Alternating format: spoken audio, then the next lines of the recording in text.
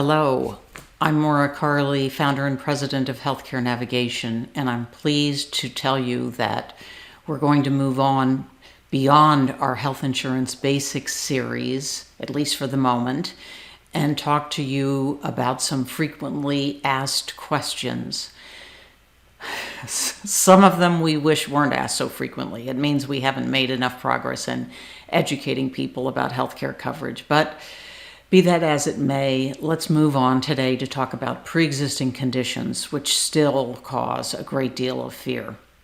So right from the get-go, let's point out that pre-existing conditions have not mattered when it comes to group coverage, which is through an employer or a union or government programs. Where pre-existing conditions came into play was in the individual market, but that changed with the Affordable Care Act reforms of 2014.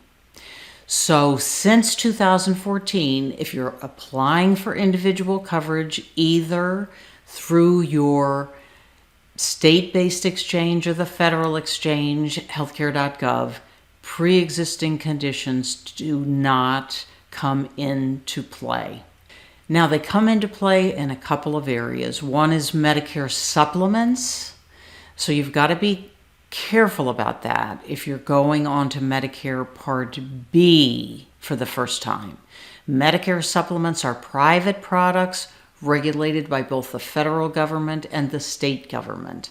And there is a 6-month guaranteed issue period where one can apply for a Medicare supplement, and that has to be provided to you as long as you're within the 6 months of your Part B effective date and you filled out the application correctly. I don't want to talk a great deal about Medicare today. We have so many materials on the education tab of our website about this, and we'll visit Medicare in the future. But the good news is that pre-existing conditions aren't taken into account now with regular healthcare coverage.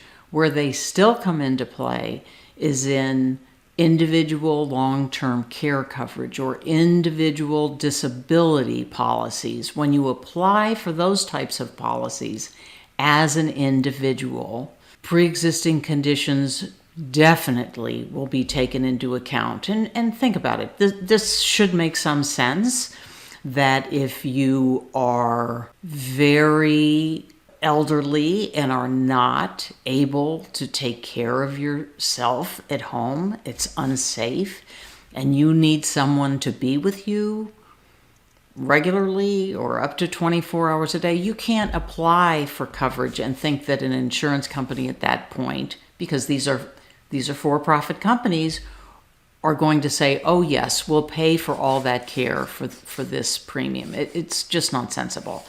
So let's focus on the good news that pre-existing conditions do not matter when you're applying for regular individual coverage, and you just have to follow the rules about enrollment, which is largely making sure you follow the time frames that are important. All right, I hope that's helpful, and we hope to see you again soon. Take care.